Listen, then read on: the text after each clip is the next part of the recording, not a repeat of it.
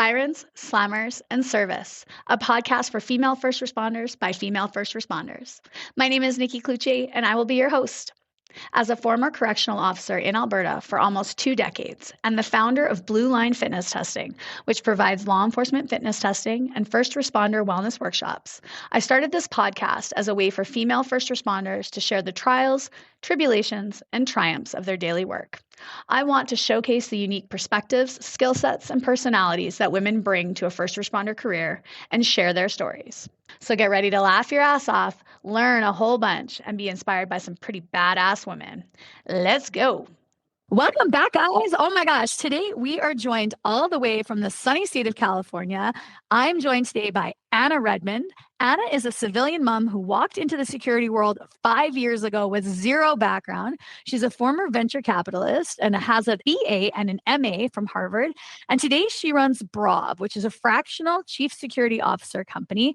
And her veteran and first responder clients swear by her. But here is the best part, you guys. She just built the first platform that digitalizes challenge coins on the blockchain.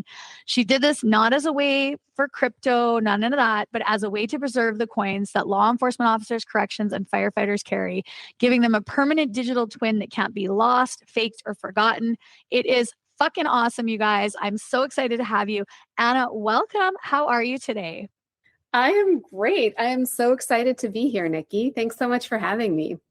This is super exciting. So Anna is also a mom. We were also just talking about being the mom of teenage daughters and how we're barely hanging on, but we're gonna get through it. We can survive this little phase that our kids are going through. But I want to know, because I find this fascinating. So you came to the security world like literally totally not even from any part of it, a venture capitalist, an investor in small businesses. So tell the listeners, how did this all unfold and and then I want to know all about Braav because I think it's super cool, but how did we eventually kind of find this? Yeah, it's quite a journey. If you told me 10 years ago that I would be doing this, my jaw would have dropped. I would have been like, no way. But I think sometimes life just has a way of like pointing you in the direction that you're supposed to go in. So I graduated from Harvard, worked in venture, transitioned, worked at a couple different hedge funds, was sort of solidly on the investment side. Knew that I was always very passionate about entrepreneurship. It's that quote that's like, you'd rather work 60 hours a week so that you don't have to work 40 for someone else. Yeah. Kind of describes me to a T. I feel like I've always had a very clear vision of what I wanted to do. Like I was that kid in high school that was like, I want to build my own class. And then I'd finally talk a teacher into letting me do it.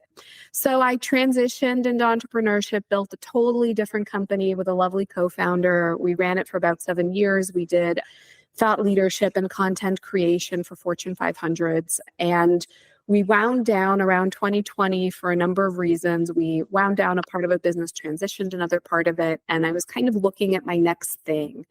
And there was a period of time where it just became clear to me how important physical safety was, and also how poorly equipped most businesses were to figure out how to get it for their employees, for their staff members. I heard, a number of stories from people of like, oh, and this happened at our office and we didn't know what to do. And it just intrigued me and I kept digging in. I had a personal experience where I was in Los Angeles sitting at a Starbucks. I had just dropped off my kids at a class across the street and I literally saw a guy outside of the store get assaulted. And they were fighting and everyone in the Starbucks just sort of stood there frozen. No one knew what to do. The police were called. Now I know, of course, at that time they were so horrifically understaffed, but it took a very long time for anyone to come. And that incident kind of just brought it home. And I was like, man, there's clearly need. And my business brain was like, I wonder what the supply side looks like. And so with that question, I began to dig in, and it took me a good, year and a half before I was ready to say, okay, I want to build a business in this space. And during the course of that year, I took a bunch of classes. I got my security guard card in California because I wanted to know what that process was like. I met a lot of people. I went from quite literally knowing, I think, zero police officers, zero people who had served or were active duty, to now I count myself so fortunate to have many folks who are active duty first responders among my advisors and closest friends.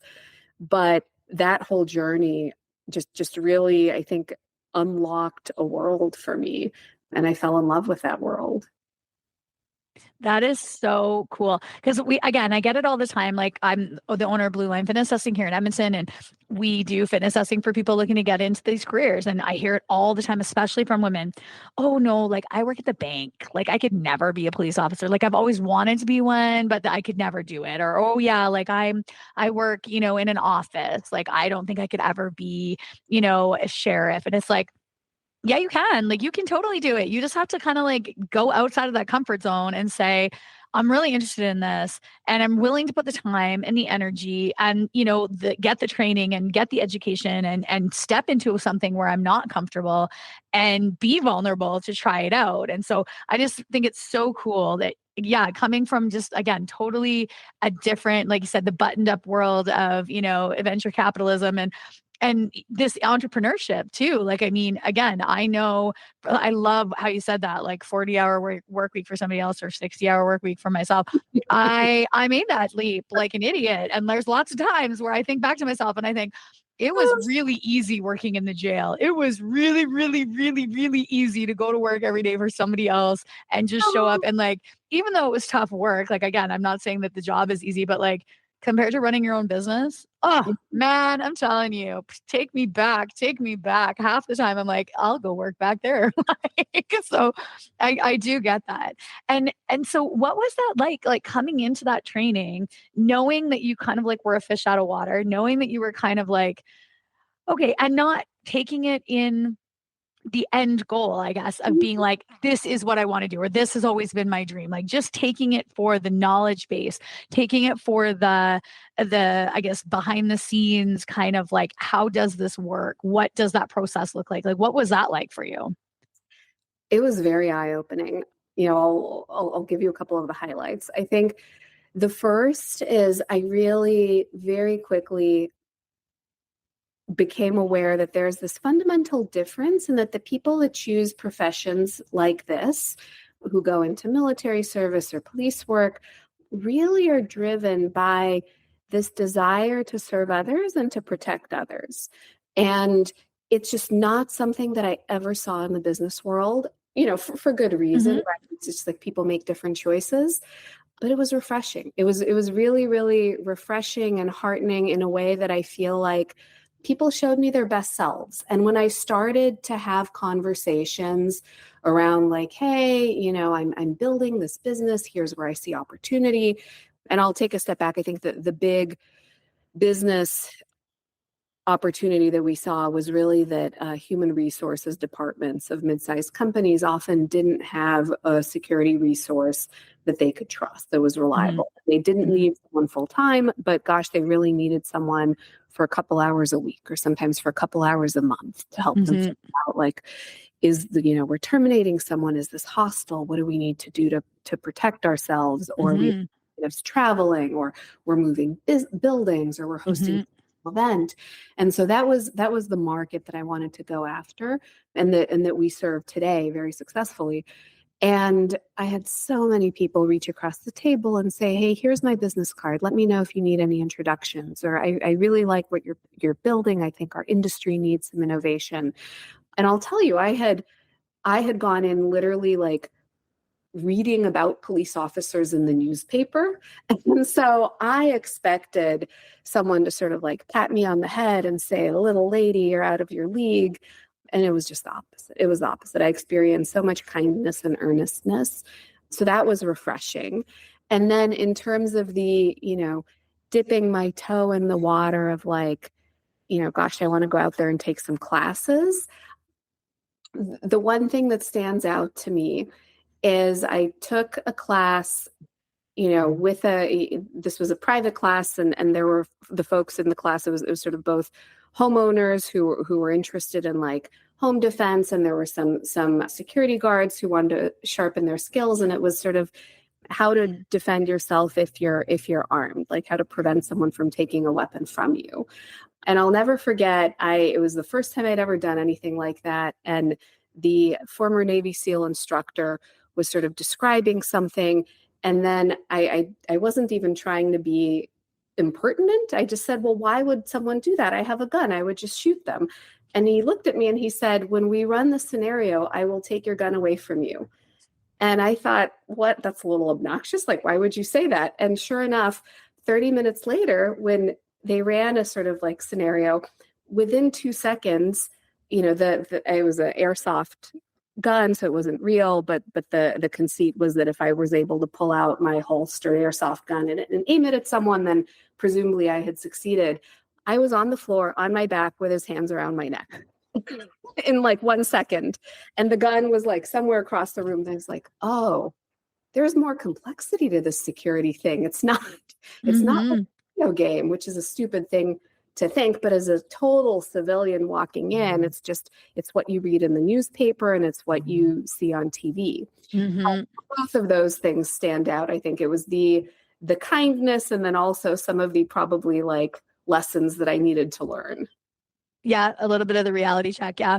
And I think you sum up first responders really well in that, because that is it. Like, we are, as I would say, I mean, there's always a couple bad apples, but as a whole, we are very earnest for improvements. We know, especially now, like coming up, a lot of the baby boomers have retired. A lot of the people that were like, it is like this because it's always been like this, they've retired.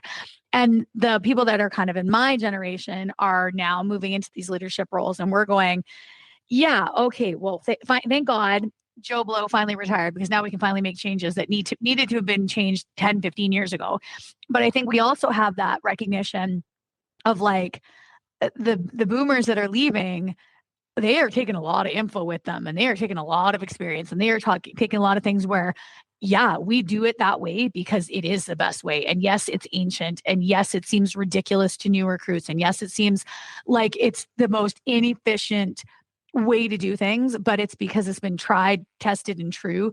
And if you do it any other way, it's going to fail. And so I think it's good. Like there is that desire for, is there a better way to do it? Okay, well, let's test it out. If it's not, fine. But at least we can say we tried it, we tested it, and it worked or it didn't work. So I think that's very true. And then, yes, also a lot of like we would love for people to know the realities of what we do, right? Because again, every day in the media, every day, we call them the armchair quarterbacks. Oh yeah. So you watch this snippet on social media or the snippet on the news about what happened, and you're going to pass massive judgment on this officer, not knowing what was going on outside of the camera range, what had happened right before, what had happened afterwards, what had happened earlier in the day, like, and thinking that, oh yeah, because again, and a lot of it is video games. Oh, because you can pull your whatever mousey mouse, clicky, click, click, click, and you can shoot somebody, that you can pull a gun from a holster that fast. Like it's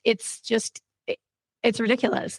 But until people have actually done that and tried that, they believe that they can, because as humans, we have this delusional sense about ourselves that we are so much better than we actually are. And so it happens, and you think to yourself like, okay, now I know exactly how long it takes. And now I know exactly how slow I actually would be in trying to do this, while my brain is also computing 70 other things that are coming at me, and where did this person come from, and what's coming, and what's happening over here. So I really love that you said that. And I think that is such a valuable lesson. If we could put all civilians through and they would know like what happens on a day-to-day, again, I think people would have a heck of a lot more respect for the work that first responders do across the board. So yeah, you had mentioned before we started recording, and I would love for you to share you did one scenario where a client of yours, I think, had come up with a system of testing. Training for police officers? Yes. Yeah, So can you share? So this was the other, I've had a couple of reality check moments, and I think this was the other one. So there's an amazing company. The name of it is AU Fire, Accuracy Under Fire. And the founder of the company was a Los Angeles police officer. His wife was his partner. She was actually shot in the line of duty. Thank God survived. but had very meaningful injuries as a result. And he, as it is with entrepreneurs, like something spurs you to start thinking about it. He began to think, how is it that we train police officers for shootings the exact same way we've trained them for the last 50 years, just, hold your hand behind your back. And he began to innovate, and he created a device that uses eStim, and it's like a sleeve. And I think he's now working on something that goes on someone's legs as well, and maybe abdomen, but it uses high settings of eStim to contract all of the muscles and make that limb unusable, which forces the police officer, first of all, to experience an extraordinarily uncomfortable physical sensation, and second of all, to then use a non-dominant hand to do things like cross draw and rack and return and use a tourniquet. And I met Jim partially because we were exploring, would any clients be interested in using a device like this for training potentially their security staff, and secondly, could we, and I know we'll talk about challenge coins in a minute, so I'll put a pin in it, but could we create a digital challenge coin for him? And so I really don't know what I was thinking, to be perfectly honest with you. But I said, of course I should try it. Like, if we're going to be involved with you, I need to test the device. And no one said anything to me. They said, of course, come on over. And so I showed up, and I really don't know what was going through my head, except, of course, this will be fine. Like, how bad can it be? It was terrible. It's really terrible. He has 4 settings, 1, 2, 3, 4. He turned it on 1 and he said, 1 is just a tickle. I was like, that doesn't feel like a tickle to me. Like, it's already not feeling great. And this is level 1. And then he sort of kept turning it up and talking and explaining. And in the meantime, this thing is still on and it's on my arm. I did not get to level 4. I sort of was like, I think I have to stop. But I did, I walked out of that. And so part of our pitch to him was that we wanted to create a coin that says 4 on it, that if someone could go through training at level 4, the highest setting, they should have a special coin to commemorate that. But gosh, Nikki, I walked out of there thinking, I already feel so profoundly grateful to our first responders and police officers, but that someone is willing to go out there on my behalf, never having met me, and to risk that experience and know that it's not just extreme physical discomfort. It's like, actually, you're risking your life. But being in that moment was pretty extraordinary. And I mean, to your point, as awful as it was, I think all civilians should have that experience. I think that Jim should take that around and just demo it so that people understand what someone is willing to go out and do for you. Mm-hmm. Because that's really special, and that should be celebrated. Yeah, I love it from a training perspective because I was a trainer, and I agree. It's so hard to run scenario training without actually having the reality of it, right? Because of course everyone's there, they're dicking around, they're like, taking it half-ass, right? Oh, control tactics, right? Like, blah, blah. And then it's like, no, but if you're in that freaking scenario and this has now become a situation and you're trying to rack your gun with your non-dominant hand, you don't have an arm left and you're trying to rack, how are you doing that, right? And unless you've trained it, unless you've done it, and that it's not just my hand behind my back, okay, look, I can do it with this one hand, but that you're going to be in excruciating pain, but you still need to try and think of all these other things that you have to do. To me, the more realistic we can make scenario training, the better, because if you can do it in scenario, it's like an elite athlete. If you can do it at practice, if you're performing at practice, you're performing in the game. And so that, again, as first responders, if you're performing in training, then it should transfer over to performance in the real situation. So yeah, I think that's a phenomenal piece of equipment, and what a great takeaway again from such a tragic and horrible for her, his spouse, and it to be, somebody you love. It's bad enough when it's your coworker. I can't imagine it being your spouse and going through that. So yeah, just awesome. You should. I'd love to introduce you. He's a cool guy. Yes, totally. I would love that. That would be awesome. And then, so you did mention the challenge coin. So I want to jump into this because I just think this is the coolest thing. As somebody who has challenge coins, has been gifted challenge coins from clients and from at my own work and things like that. And it's funny that this podcast was coming up, this episode was coming up because my sister was over on the weekend, Easter, and she had mentioned she had a student, she used to work in a school, and she had a student, and he has unfortunately come down with cancer for the second time. And so they're not sure. Yeah, he's just a young boy. I think he's 10 or 11, and they're not sure if he's going to be able to pull through this time. And he got a challenge coin from the RCMP, the Royal Canadian Mounted Police, at their big training academy, and he was gifted this challenge coin, and he just fell in love with them. And so now he collects challenge coins from across the world. And so she's like, oh yeah, she's like, yeah, if you go on Facebook, like you can see him. And so there's all these fire departments that are like, Ben, his name's Ben Thomas, Ben, we're with you. And they're holding up their t-shirts and like, you got this, buddy. And my sister's like, I have no idea what it is. Like, what is a challenge coin? And I was like, what do you mean? What is a challenge coin? And she's like, what is it? And I was like, I don't understand how you don't know what it is. But again, she's not in a first responder world. Like she's in the education world. She has no clue. Right.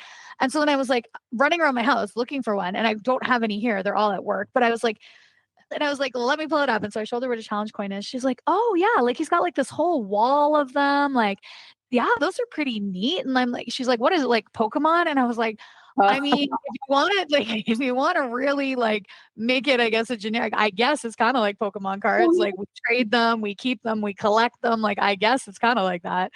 But yeah, it was funny because I was like, I'm actually doing this podcast this week, and this is what she has. And so like, where did this idea come from? Was it another like popped in your head moment, or was it like somebody said to you, like, we need to make this? It's such a great question. By the way, I would love to connect with Ben. That would be so amazing to support him, and maybe we could do something on our platform. But sweet. Yeah. So I'm building this security company.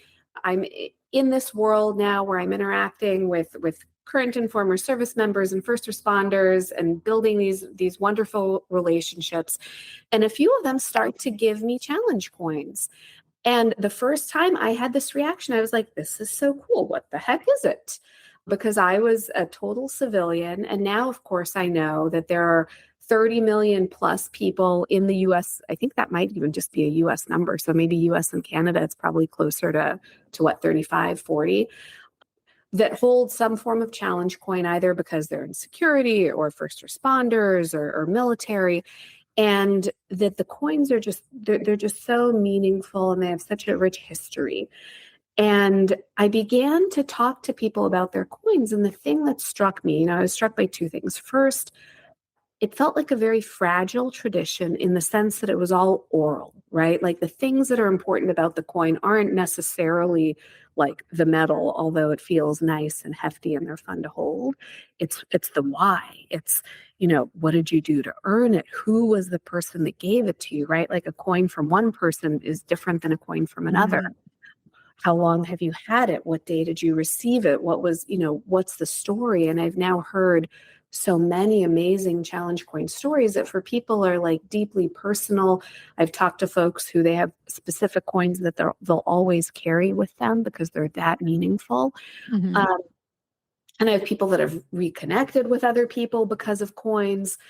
So the fact that the tradition was both incredibly meaningful and emotional and deep, but also kind of held on by that oral storytelling thread.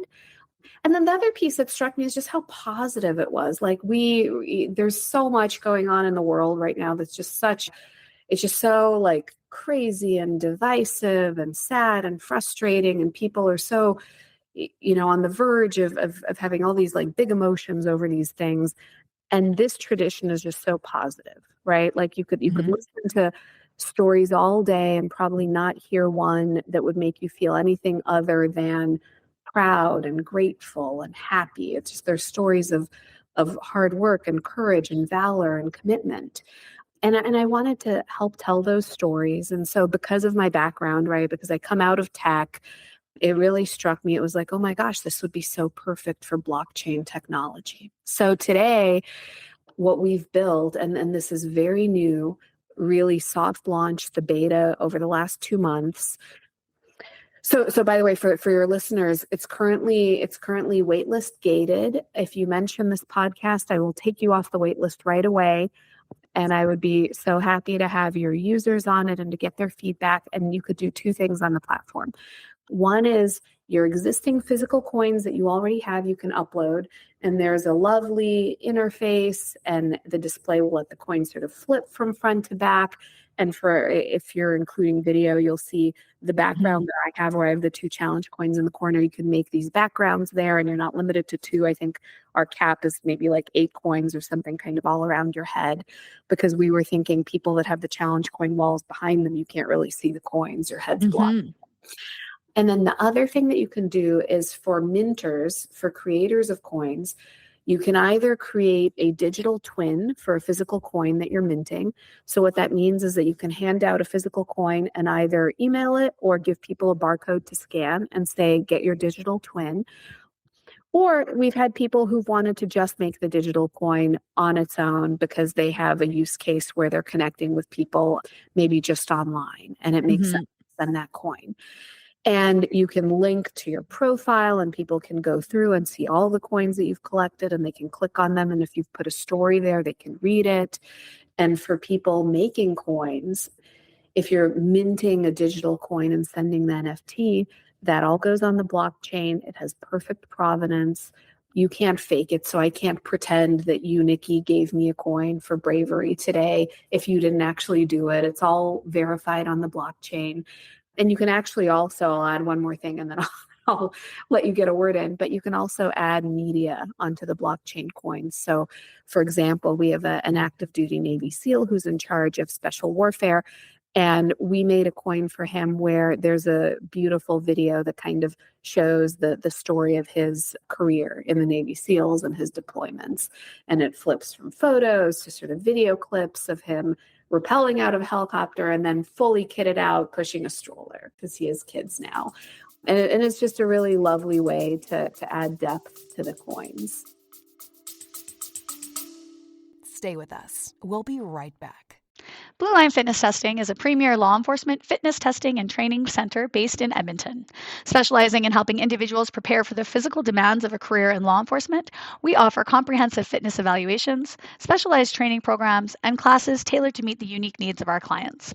Our facility hosts a range of classes and are committed to fostering a supportive and empowering environment where clients can achieve their fitness goals. Our team includes experienced trainers who bring specialized expertise in law enforcement, self-defense, personal training, and rehabilitation. We engage through our community through challenges, events, and our podcast, and we are dedicated to helping individuals succeed in their fitness journeys and career aspirations in law enforcement. Are you looking to get started with your career? Come see Blue Line Fitness Testing, and we'll get you there. It's so interesting because I totally agree with the oral side of things. There is, every coin has a story, and the stories do, I wouldn't say that they get lost, but again, if you're the person that has the wall of challenge coins, how do you tell people, unless people want to stand there for 4 hours while you tell them each story about the challenge coin, right? Like those stories they kind of get minimized. And I think it's kind of sad because the story that goes with the coin is just as important as the physical coin that you hold in your hand. And so, I think that's incredible that you can do things like add the media, like here is the story of this coin. And like, there's no loss, or there's no, like, when you're telling a story and you sometimes you just leave details out or you kind of forget. And then the more the story gets told, the more those details get lost or forgotten. It's like, no, this is the story. This isn't the watered down story. This isn't the, elevator pitch version of the story. Like, here is the story behind this coin and why it was made and why why this design was chosen, why these colors were chosen, why this was, this was on the front and this was on the back. Like, there's just so many cool things that I think go with this platform, and the ability, like you said, for people to just even upload the ones they have or make new ones and send them out and just share it. It's just when I saw the thing, I was like, this is really cool. Like, this is a really neat side of things. And again, I will claim complete ignorance. I know literally nothing about crypto. I know nothing about blockchain. You say the words and I'm like, like I know that I should know these things. I know that this is a big thing out there. I hear it all the time. I don't know nothing about it, but I do love that this is something, because it is what's coming, right? It's the wave of technology that's coming. And so it's like we're ahead of the game here slightly, in that this has already been created. It's already out there. It's already going to do what we want it to do. And we just, as the kind of dinosaurs back here, just got to get on. We just got to get our poop in a group and get our challenge coins on this platform so that they're there. Stories are there. So, and so is it like, because I know you guys had sent me a virtual coin, so thank you. I appreciate it. And I got a chance to kind of play around in the platform a little bit. But is it like people can go on and then like, is it like a community? And then I could like then create like, and I'm going to reference it to Facebook just because it's the easiest one, but like where I can make a friend, I can say like, Anna, you and I are now friends. And now I can look at your coins and you can look at my coins and then we can trade coins. And we like, is it kind of meant to be like that as well? That's a great question. So you can definitely follow people on the community. The way that we currently have it set up is anyone can see your coins if you make them public. And then if you've uploaded coins that you want to store on there, but that for whatever reason, either security or meaning, you want it to be just for you, you could just set it to private. Okay. So that's the current architecture. As we get more users and more feedback, I will say it is a beta. So anyone that tests it, if you have feedback and you love something or you really hate something, I would be delighted to get an email from you telling me that. So we'll add it into, I'll give you my email in the show notes. I literally want to hear from everyone. So that's the current architecture. In terms of what you can do with it, you can definitely send people coins. You can send them coins that you've uploaded that are the physical coins. And then you can be like, oh, I know you have this too here, just put it on your page. You can mint a digital coin and send it to people. And you can also search and connect with people. And I've talked to folks who, for instance, were, one lady was involved as a medic of an evacuation in the late 90s of soldiers who had been injured. And it was a big effort, and it was highly publicized and very meaningful for her. And she shared like, gosh, I'd like to, if I could find the folks that held this same coin, we could reconnect and talk about that experience. I've talked to people who have coins from events where U.S. service members lost their lives. And they've shared, if I know who has the coins, maybe I could connect with the widow or the children of someone that I was very close to. So we see it as being a platform for human connection, really, both celebrating the positives and being a community to sort of hold and care for each other. Yeah. And that is a huge thing, especially within the first responder world, is because we do, as much as we, say, oh yeah, we're like, just like everybody else, we're not. And that network of people, just like you said, to even just talk through what happened, talk through, again, doesn't have to be a traumatic, bad situation where a coin was given. It could be this incredible project that you were part of, that you learned all these things and you were able to meet all these different people and to talk about that experience and to be able to again, network with other people. I think the first responder world, we are very good. And you kind of alluded to it earlier with, here's my card, but I can connect you with this person and this person can help you with this. And so to have a network like this, where it's just like connection, like that is so helpful, I think. I mean, across the board in the world in general, but at first responders, because we do, as agencies, we kind of silo ourselves where we're like, no, we're the police. No, we're the firefighters. No, we're the paramedics. Right. But it's like, no, we're all one big community. Right. And so if we're leaning into that and we're, you're now able to reach out to those other networks and speak to and communicate and connect with those other people. I mean, that's good for everybody. We all learn from each other. We all learn best practices. We learn new training methods. We learn new, oh, this happened to you guys in this situation. Well, this happened to us. And what will make it better, right? So if this platform can lead to something like that, I mean, all the better too, right? That it's taken it to the next level. So I just think it's such a unique, cool idea. It's it's so cool. It's amazing. Like I feel very honored that I got the chance to talk to you about it and learn about it when it's this early. Cause I feel like it's going to take off and I'm going to look back and be like, guys, guess what? Guess what? I actually talked to her when it was like in the beta phase. And so I am one of the cool kids that knew about it when it was super new. I love it, Nikki. I appreciate that. Yeah, I mean, we're ambitious, so that's the plan. We want every single challenge coin holder on the platform for, for no other reason that we think these stories deserve preservation, to be honest. Mhm. And there's, like you said, there's so much beauty that happens when people can connect. And we're working on added features like coin gated groups. So you could do a group where if you hold this or this coin for police officers or first responders or firefighters, you get to join this group. We're doing coin gated events as a feature to test to see if that's meaningful. So there's a lot on there, and we're really excited to see what kind of interactions the coins help people unlock. Because when they're kept in drawers and on desks and on walls that no one ever sees, they're not useful. Mm-hmm. Yeah. Yeah. The person who has them likes them and looks at them, but nobody else gets an opportunity to, and to learn about them and to learn about the different stories. So yeah, that's awesome. And so when like moving from this, so what is our end? Like, I mean, you've kind of said we want everybody that has a challenge coin to be on this platform, but is there another like thing from this that you think might spin off, or is there like, what's the big fat, hairy, audacious goal that we have? I love the question. Well, the first is to be the biggest and only challenge coin community for digital coins, or for preserving the physical ones.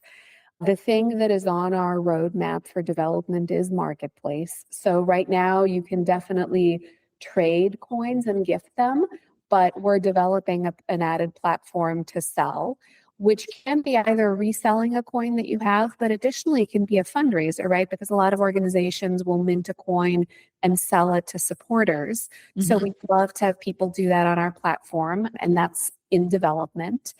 And then the other thing is we think that you can get a lot of value just out of connecting people. Mm-hmm. And what we find is that first responders, veterans, security folks, they get so much benefit out of knowing others really want to. And sometimes it just happens very serendipitously. And with a database like this, I think we just facilitate so many more conversations. And the thing that would make me happiest, I would say, in 5 years would be two things. I think to have that large community, and secondly, to have more civilians know about these stories and get to interact with them. Because I'll tell you the other piece is, as we've been building these coins and adding videos and showing them, I've had a lot of civilians look at it and say, this is so cool. This is a side that you never see covered in the press. Like, these aren't the stories that get told. Mm-hmm. And if we can help surface some of those, I think we could all use more honor and courage and valor in this world. Yes, absolutely. Absolutely. That is, yeah, I didn't even think about that side of things, but that's exactly right. Like, to showcase the amazing things that get done and that usually, again, go unnoticed, because we always say in the first responder world, right? Like, the only way you're getting noticed is if you're getting in shit. And that's the only way that you're getting noticed is if you did something wrong and you're getting in shit. Like, and so when you do something good, it's like, okay, great, now move on, because you got 85 other things to do. We don't actually take the time and stand on ceremony as we should for a lot of these things and say, yeah, holy shit, like, you did a really, really, really good job there. And here's a token of our appreciation for all of that extra hard work, or how hard that call was, or how dangerous those things were, or what you went through. Like, so yeah, I do like that. That's a really great way to kind of like you said, take it in a bigger direction, take it in a wider perspective. So very cool. Okay, so I know I've taken up a lot of your time and we've talked about the platform a lot, which is fantastic. I love it. I love it. But I want to start to wrap up, and I always wrap up with kind of rapid fire questions, and they're just fun, easy ones. So I'm going to ask you, and this one I ask all of my guests. It's not necessarily the most relevant for you because you don't really work the shift work, but what is your favorite food or snack when you are dreaming up a big idea like this? Ooh, I love popcorn. I actually have always been a fan. I make it at home and I love popcorn with like cool toppings like turmeric or paprika. So that's my guilty snacking pleasure. That's awesome. It's so funny because my husband is on a sriracha kick right now, and I don't know why. Like he just all of a sudden has found sriracha, and everything has to be fucking sriracha. Like everything, like every meal we make has to have sriracha in it. And like I'm like okay with it, but I'm not like diehard. And it was his birthday last weekend, and so I went and found all the sriracha things, and one of them was sriracha flavored popcorn, and he loved it. I took one bite and I was like, that's a hard pass on I like, you enjoy that bag of popcorn. And he was all for it. So yes, popcorn it's easy. It's easy. It's fast. It's like fills you up. Yeah. Popcorn is a good one. Yeah. Okay. And this one is going to be a difficult one for you because I think you're going to have to dig into your database. But if you could pick your favorite challenge coin or the favorite story around a challenge coin, what would that be? Oh man, I knew you were going to ask me this.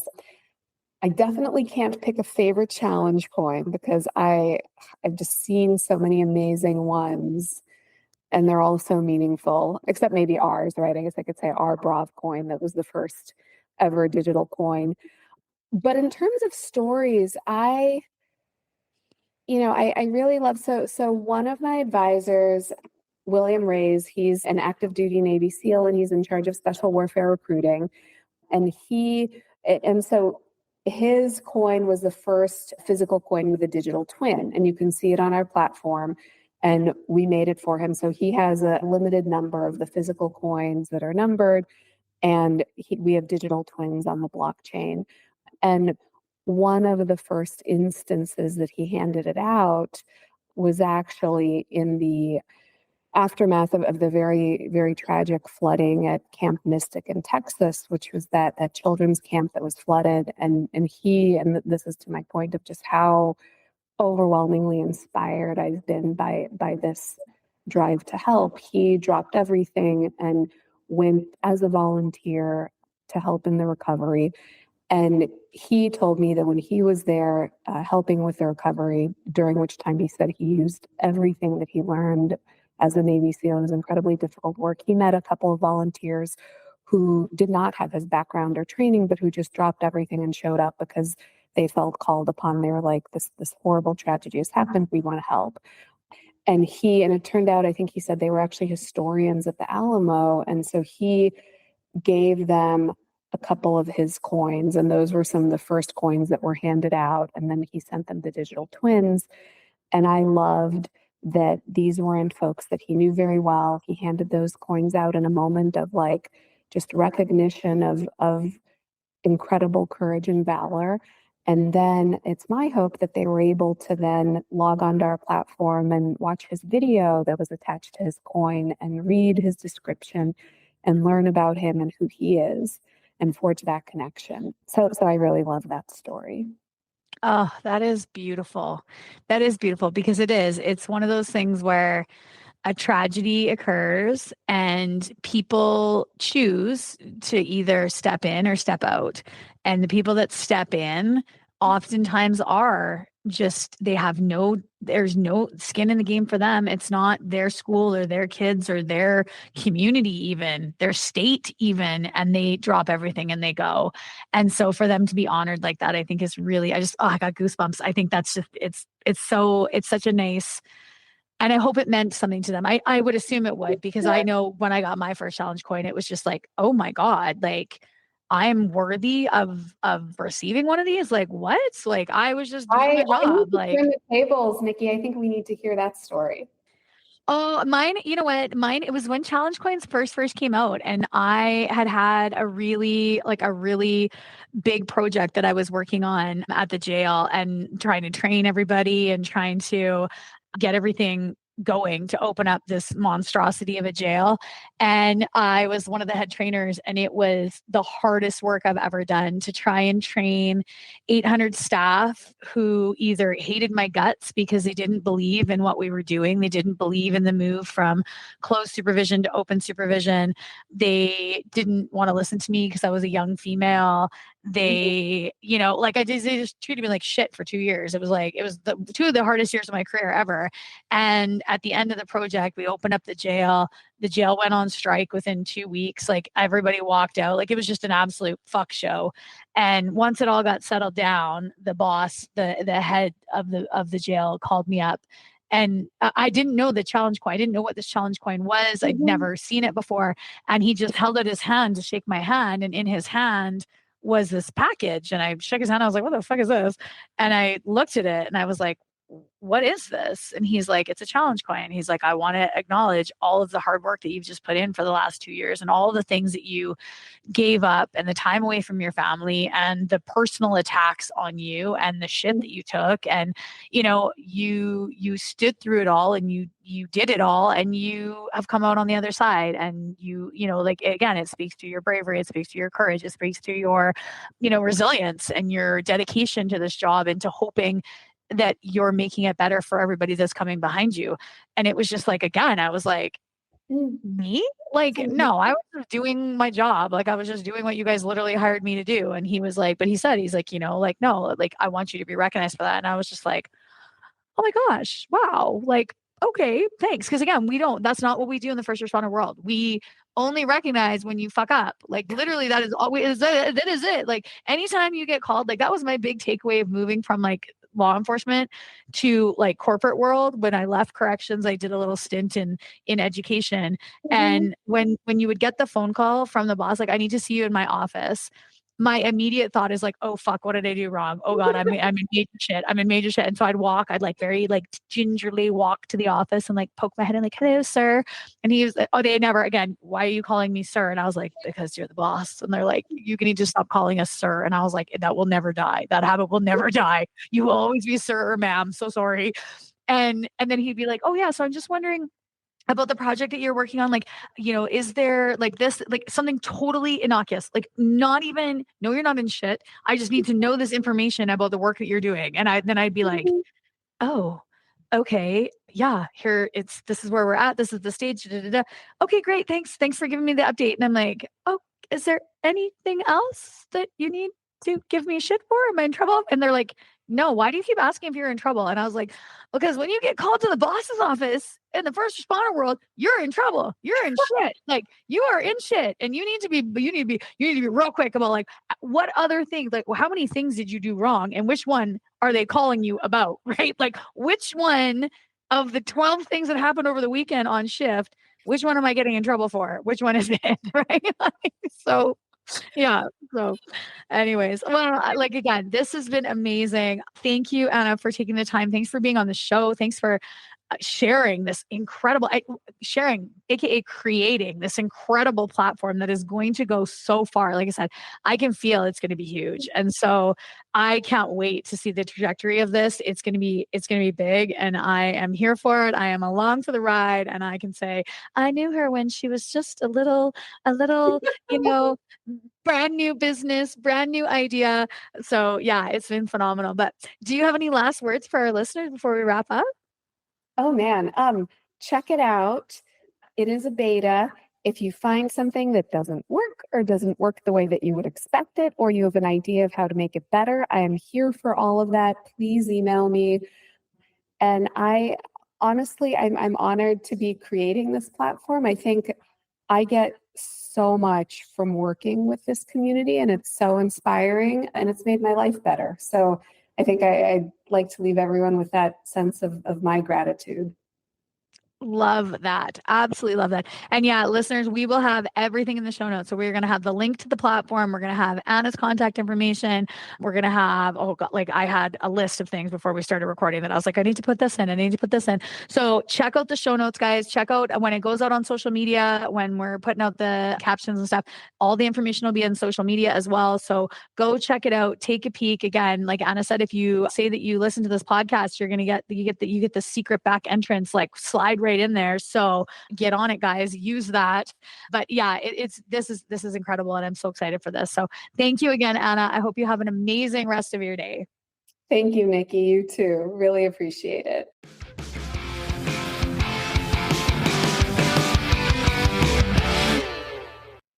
Well, that's it for today, folks. Thanks so much for tuning in, listening, giving me your time, your energy, and your attention. I completely appreciate it. Make sure you check out our next episode with another badass female first responder anywhere you get your favorite podcasts. And follow us on Instagram and Facebook at bluelinefitnesstesting.com. I hope you stay safe, keep your head on a swivel, and watch your six.